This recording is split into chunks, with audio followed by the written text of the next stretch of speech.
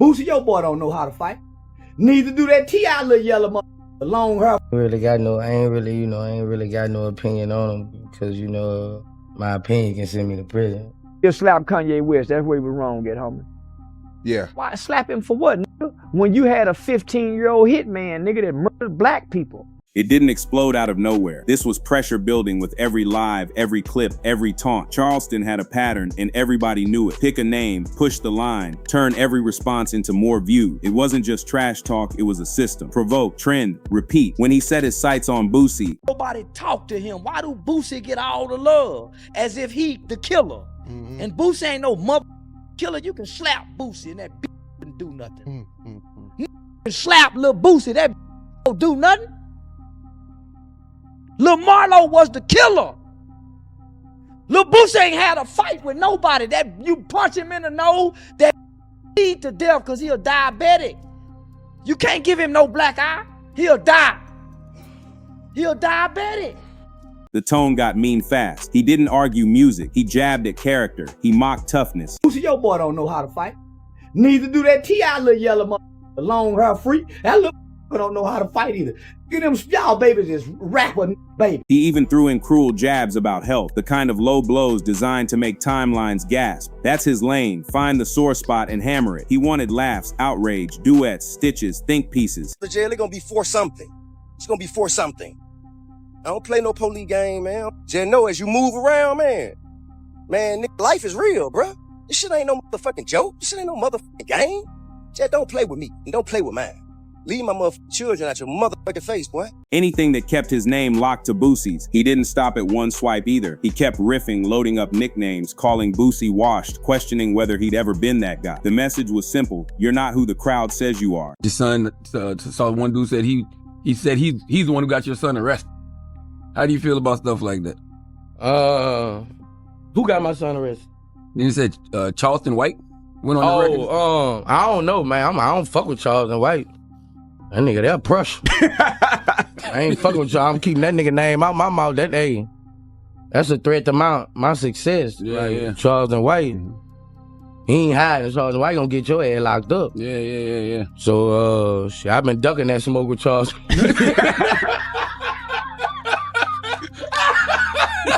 That's the only smoke I ever heard Boosie say he ducking. That's some smoke you don't want, man. I ain't trying to have them, man, calling no DAs on and all this on me. That's real shit. Yeah. It's real fake shit. But people got to realize, right, if you look at our community, I don't understand why people make threats online. Why they And he said it with the non-stop confidence of someone who thinks consequences can't reach him. Charleston's playbook always adds a dare. He talks like anyone who reacts is walking into his trap. He'll brag that he's protected. He'll remind everyone that if things get heated, he'll make a phone call and flip the narrative. I ain't really got no opinion on him because, my opinion can send me to prison. So I ain't really, I ain't really got no opinion. Once you go to threaten people's kids, talking about you. I ain't the one gonna do all that. Certain people, you can't really express opinions. So every insult comes with a wink. Go ahead, give me the clip I need. Boosie read that game in real time. He didn't jump at the bait or deliver the viral back and forth Charleston was fishing for. He kept it measured. He kept it off the man's name. Not out of fear, out of focus. He knows how fast a headline can turn into a headache. But Charleston doesn't slow down because someone stays calm.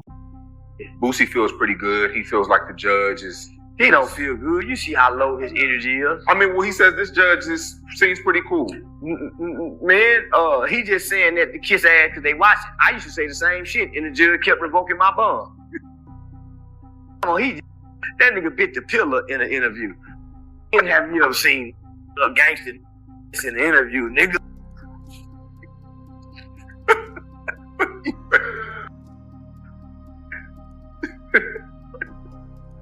That nigga under pressure and stress. Come on, my not playing. He facing 15.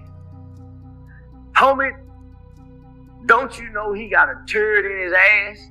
Because those 5 murders is part of relevant conduct that goes into the PSI.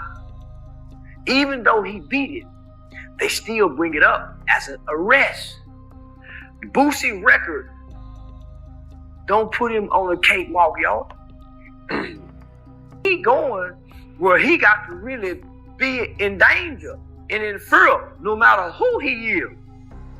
He talks louder when the room gets quiet. He dug for the weak point. He poked and poked, convinced there was a button he could press that would finally break the silence. And that's where this started to bend into something else. Because once Charleston decided to pull family into the ring, the temperature changed. The laughs got thinner. The comments got heavier. The "it's just jokes" mask started to slip. He still treated it like a bit. He still smirked through the chaos, but the energy in the room had shifted. You slap Kanye West, that's where he was wrong at, homie. Yeah. Why slap him for what, nigga? When you had a 15-year-old hitman, nigga, that murdered black people. The little kid got life without parole. Why would he slap Kanye West, a man with biracial white children, embracing the concept and the notion that black and white lives matter? Boosie might shrug off insults all day, but there's one line that isn't a punchline. But that wasn't the whole story. Boosie understood the game from the jump. Say the name and you feed the machine, so he didn't. He kept it vague, sidestepping the trap with a straight face. He wasn't rocking with Charleston, and he wasn't about to hand him a viral ladder to climb. Not fear strategy. If your boy jump on me, y'all will bury that yellow motherfucker. I shoot him right in his goddamn throat.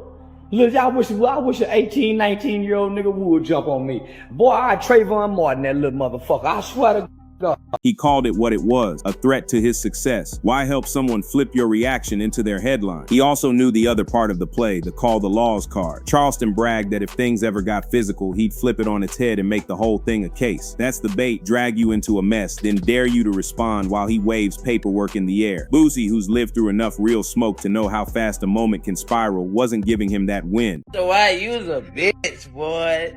Man, we was about to whoop your ass when you come back down here from telling. I can see you had a soft up. No free clips, no reckless soundbite, no easy headline. Still, the talk kept circling him. Commenters pushed the narrative, he got your boy jammed up, he's not hiding, he'll get you locked up. Boosie shrugged it off like background noise. The point wasn't to debate rumor threads. The point was not to get played. Keep distance, keep names out your mouth, let the internet try to stir it. Don't be the one to boil. But Charleston doesn't work on patience, he works on pressure point. If silence doesn't rattle you, he hunts for the one line that will. And he found it when he stopped poking Boosie the artist and started aiming at Boosie the father. That was the moment the tenor changed. The jokes got uglier, the claims got louder, and the audience felt the switch flip. Boosie still didn't explode. He didn't jump into a shouting match. He didn't sprint onto live with a 20-minute rant. He just let a different weight settle into his voice. A warning you only need to say once. Don't play with me, and don't play with mine. But that wasn't the whole story. The rumor mill spun first. He's the one who got your son jammed up. That was the spark Charleston wanted. His name floating next to Tootie Raw's. Boosie didn't bite. He brushed it off without even saying the man's name, calling the whole thing pressure tactics and moving on. No cosign, no oxygen, just a quiet line in the sand. That lane isn't for me. Charleston treated the whispers like confetti. He tossed them higher, claimed credit loud, and doubled down, talking like the stunt itself was the point. He wanted the internet to connect dots, even if the dots didn't touch. He smirked through it because the claim didn't have to hold in a courtroom. It just had to hold attention. Boosie didn't match the volume. He didn't sprint onto a live and set the room on fire. He didn't throw around threats. He kept his voice steady, lower, heavier, carrying more meaning than the comments. Don't play with me, and don't play with mine. It wasn't a performance. It landed like a warning fathers say once, because once is enough. Charleston kept swinging anyway. He shifted the focus from rumor to ridicule, painting Boosie as rattled, questioning his energy, cracking jokes about judges and pressure like the man was folding. He tried to turn measured silence into weakness. He wanted the crowd to laugh, to point, to say, see, he's ducking. But people who've watched Boosie for years recognize the difference between fear and focus. He wasn't ducking, he was refusing to become a clip. That's the hinge in this story. When Charleston's bit touched Tootie's name, the laughs thinned out. The it's just content excuse stopped landing. Bringing a kid, any kid, into the crossfire isn't a punchline in the places Boosie comes from. It's a line. And the timeline felt it. Comment section shifted. The tone got darker. Fans started posting the same idea in different words. There are rules, even on the internet. You can debate music, you can clown careers, but family isn't a prop. Not in the South, not in hip-hop, not if you still believe certain codes mean something. That's why Boosie's calm sounded louder than Charleston's megaphone. He didn't puff his chest, he didn't posture, he didn't toss out 10 new insults and call it a day. He stood on one sentence that said everything. Leave my children out your mouth. No performance, just principle. Charleston tried to skip past that weight. He kept the motor running, tossing out fresh angles, bragging about how rappers can't touch me, promising paperwork if anyone tried him, daring folks to light the match he could use against them. It was a show, but the audience could feel what sat under it. Something something beyond clicks and chaos. Because this didn't actually start with Tootie. The fuse was lit long before by a different headline, a different controversy, a different moment that split the room and gave Charleston his opening to tie his name to Boosie's. And that's where everything rewinds, to a shirt that set the culture on fire. Rewind to the moment the culture split in two. Yem steps out in a white Lives Matter shirt and the internet catches fire. Timelines turned into trenches. Some called it performance art, others called it a slap in the face. Boosie didn't sit on the fence. He spoke loud, clear, and early. Said the move disrespected the very people the culture claims to protect. No hedging, no soft landing. He took the heat that comes with saying what a lot of folks felt. Charleston saw that moment and flipped it into content. Instead of backing Boosie, he mocked him for daring to speak up. He painted Boosie as the wrong messenger, a man with too much history to play moral referee. That was the pivot. From then on, anytime Ye made a headline, Charleston dragged Boosie's name into it, like they were handcuffed to the same storyline. Ye trend, and suddenly Boosie trends too, because Charleston makes sure they trend together. He kept it going with the same formula: minimize the message, ridicule the messenger, and reframe outrage as clout chasing. If Boosie called the shirt out, Charleston called Boosie out. If Boosie stood on principle, Charleston called it a performance. He wanted the conversation less about what Ye did and more about whether Boosie had the right to be the one saying it. That's how you hijack a narrative. You don't argue the idea, you question the person. The more the crowd engaged, the more he cranked the dial. What started as a dispute about one t-shirt turned into a running bit at Boosie's expense. Charleston had found a pairing that kept his name buzzing. Yezzy's shock value plus Boosie's backbone. Every new comment became another excuse to poke Boosie, to belittle, to say he wasn't built for the lectures he was giving. It was relentless by design. And then the bit mutated. He took it off the shirt and onto the bloodline. He stopped circling Bossy the artist and stepped across the line to Bossy the father. That's when the mood in the room flipped. Laughter gave way to a different kind of silence. People weren't arguing about a t-shirt anymore. They were asking why a grown man was dragging a kid. From there, the circle widened again. Another name got pulled into the orbit. Another father felt the weight all parents feel when someone plays with their child's name. And the pushback didn't come from a song or a post. It came from a father's voice, steady and firm. Which brings us to the next flashpoint, when Charleston aimed at King Harris and T.I answered. Charleston didn't stop at one family. After circling Boosie, he pivoted to T.I.'s world and tossed King Harris into the ring. He didn't critique the music, he mocked the kid's look, the hair, the background, said the image was borrowed, the edge pretend, the future predictable, soft, spoiled, headed for a wall, not jokes with a wink, jabs meant to bruise. He turned King into a talking point like he was a character in a skit, not a real person with a father who's seen enough trenches to know how fast a name can get dragged. King didn't swallow it. He went live and sent it back, straight and unfiltered. No PR phrasing, no careful commas. He spoke with the heat of someone who refuses to be turned into a punchline, the kind of energy you only get when someone crosses your face, not your feed. And the room lit up, reposts, stitches, debates about whether he should have ignored it or whether silence would have let it grow roots. That's when T.I didn't try to out-yell Charleston. He didn't turn it into a spectacle. He did what fathers do when someone plays with their child's name. He drew a line. You could hear it in the tone. This isn't a brand conversation. This is a family conversation. He reminded everyone that no matter the fame, the catalog, the headline, some roles sit above the rest. Rapper, mogul, celebrity, those are outfits. Father is the uniform. Charleston tried to smirk through it like boundaries were just props in his set. He tossed around that same shield he always waves. If anyone crosses him, he'll make it paperwork. He kept pressing the gas, convinced that as long as he framed every response as a threat to his safety, he could talk as wild as he wanted. That's the loophole he lives in. Stir a storm, then call the rain protection. But the audience felt the difference. When fathers talk about their sons, the air changes. People who never met King or T.I still recognize the posture. Protect first, discuss later. It's not about clout. It's not about a reel or a chart position. It's about the oldest rule we've got. Keep family out the fire. The timelines didn't need a think piece to understand it. King's clapback wasn't perfect or polished. That's what made it land. It sounded like a kid refusing to be bait. Some called it reckless, said it gave Charleston more fuel. Others said it was the only answer that makes sense when a grown man turns you into content. Either way, the camera didn't blink. The more King talked, the more the internet leaned in, waiting to see if this would stay digital or spill over. T.I kept it firm, no theatrics, no back and forth sparring for clips, just a boundary spoken once, with enough gravity to make the scroll slow down. It paired with Boosie's warning like two chords from the same song, don't play with my kids. You can talk noise about a catalog, a tour, a rollout, fine, but keep blood out your bit. Charleston treated the backlash like a dare. He grinned into the heat and pushed the line a little farther, like there was no cost to keeping fathers on edge and sons in his mouth. And maybe online it looks cost-free, but anyone who's lived in the places Boosie and Tip came from knows that edge isn't decoration, it's a cliff. And what happened next would make the feeds even louder, because now it wasn't a clown show, it was a question of codes and whether the internet still respects them. This is where the story stopped being entertainment. Charleston kept flashing the same shield, talk wild, then remind everyone he'll file papers if anyone breathes wrong. It's the card he loves to wave, try me and I'll turn it into a case. That's the loophole he hides in, the reason he talks like he's untouchable. But Boosie and Tip weren't talking about a backstage scuffle or a parking lot flex. They were talking about blood. And when a man says don't play with my kids, he's not making content, he's making a boundary. The timeline split down the middle. One side said this is just Charleston doing Charleston, loud, reckless, and hunting views. The other side said he walked straight into sacred territory. You can call someone washed, you can clown a rollout, but dragging a son into your skit, that's not sparring, that's staying. The tone in the comments went from laughing emojis to long paragraphs. People started quoting old rules, things you don't need written down to know they're real. Boosie's voice stayed low and that made it louder. He didn't toss out a laundry list of threats. He said less and meant more. Tip matched that energy. He didn't try to outdo Charleston's volume. He just stood where fathers stand, shoulder to shoulder with his boy. It wasn't about protecting a stage name. It was about protecting a last name. Charleston kept smirking like the father talk was just another prop he could juggle, reminding everyone that rappers can't touch him without catching smoke from the law. That's his confidence. He thinks the paperwork makes him bulletproof, but paperwork can't save you from what a culture decides is disrespect. It might keep you out of a courtroom. It won't keep you out of the court of everyone's memory. Meanwhile, the sons weren't background characters anymore. King talked back, took the heat straight on. Tootie didn't turn it into a show, but his name sitting in Charleston's mouth was enough to shift Boosie's posture. Together, they became the reason the father stepped closer to the line and told the internet, this is where it stops. By now, the clips were everywhere. Reaction channel, reposts, hot takes. The algorithm loves a train it can't slow. But the more the clips spread, the clearer it became. This wasn't about clout stacking. It was about whether the oldest code still mattered in a world that tries to turn everything into a joke. Charleston tried to laugh it off, the way he always does. One more punchline, one more dare, one more wink at the camera, like nothing can touch him. But the room felt different. You could feel people leaning in, not for the next insult, but for the next consequence. That's the quiet you hear before something changes. And while the fathers drew lines, the feeds did what they always do, turned the fire into fuel and the fuel into a blaze. Once the fathers drew their lines, the internet did the rest. Every clip of Charleston talking reckless rocketed across feeds, the quick cuts, the jaw droppers, the cheap shots. People couldn't look away. One timeline posted the joke, the next one posted the warning, and somewhere in between the mood changed. What started as entertainment started to feel like escalation. King's Live became its own engine. Viewers replayed the same 60 seconds over and over, dissecting every word like it was a post-fight press conference. Some said he should have starved the fire and gone quiet. Others said silence would have handed the narrative away. He didn't choose perfect, he chose honest, and that honesty kept the conversation hot because real heat always does. Meanwhile, Tootie didn't have to go live to be part of it. His name alone kept showing up in thumbnails and captions used like bait to pull viewers in. That was enough for Boosie to let the weight drop. Family is not a storyline you spin up when the clicks slow down. He didn't need caps lock to make the message hit. He only had to say it once. Charleston kept leaning into the noise. Every time the cycle began to cool, he nudged it back to a boil. He smirked, he dared. He reminded everyone he had a safety net if anyone took it past talk. The more he flexed that card, the more you could feel the audience split. Half laughing, half waiting for the part where someone decides laughing isn't the move anymore. Reaction channels churned out their breakdowns, frame by frame analysis, timelines, receipts, guesses about who would blink first. Algorithms love certainty, but they love tension more. And this had tension in every direction. Father versus troll, legacy versus spectacle, internet rules versus real world codes. Even people who don't follow rap could read the stakes. Fathers protecting sons isn't genre specific. The pace got frantic. One day it was a new one-liner from Charleston. The next it was a clip of Boosie speaking low and final. After that, a reminder from Tip that certain lines aren't for playing with. Each moment fed the next like dominoes that refused to fall quietly. And every time the scroll caught a fresh angle, the question under all the noise got louder. Is this still a show, or is the show over? King stayed in the center whether he wanted to or not. The more his name trended, the more people projected outcomes onto him. He's reckless, he's brave, he's helping, he's hurting. The truth sat somewhere messier. He's young, proud, and not built to keep swallowing disrespect. That made him easy to root for and easy to critique, sometimes in the same breath. Charleston's confidence didn't wobble on camera. He doubled down on the same posture. Talk wild, flash the rule book, dare anyone to test it. But the comments started to tilt towards something colder. Not laughs, not memes. Warning. People from places where words don't float forever began saying the quiet part out loud. When you keep pulling family into a storm, the weather changes, and that's what the viral cycle couldn't fully hide. Under the views and the edits and the trending bars, a simpler truth kept showing through. This wasn't clout science anymore. It was pride, respect, and the old boundaries that outlast any platform. The longer the loop ran, the more more viewers stopped asking, what did he say this time, and started asking, how does this end? But that wasn't the whole story, because beneath the clips and comments was the oldest code in the room, the one that doesn't care about algorithms at all. Strip away the edits, punchlines, and hot takes, and you're left with the oldest rule there is: family isn't a prop. Boosie didn't need volume to make that clear. One steady warning did the work. T.I echoed it without theatrics. Two fathers, same boundary, and the room changed because everyone understands that line. Charleston kept the grin and the dare talk wild, then remind everyone he'll flip any slip up into paperwork. Maybe that plays online, but reputation isn't tight, it's remembered. There's a cost to turning somebody's child into your running bit. The internet moves fast. Memory doesn't. This chain started around a shirt and became a cycle. Boosie called out a stunt he felt cut against his people. Charleston shifted the focus from principle to person, stapled his name to Boosie's, then pushed through the door you don't open, Tootie, then King. At that point, it wasn't a headline anymore. It was a test of whether old codes still matter when everything's content. The Suns weren't thumbnails anymore. King faced it head on, raw, imperfect, and impossible to ignore. Tootie didn't need a speech for Boosie to plant his feet. The name alone was enough. The father's message matched: protect first, discuss later. Algorithms fed on the friction, but the longer it ran, the clearer the difference between going viral and going too far. One buys views, the other buys consequences. Paperwork may keep a case clean, it won't fix a reputation stripped of respect. So your turn. Was Boosie right to keep the volume low and the warning heavy? Did Charleston cross a line you can't uncross? Was King smart to stand tall, or did that hand a bit more fuel? Drop your take below, then hit subscribe and share. However this plays out, the next clip is already loading, and now everyone knows exactly where the line is.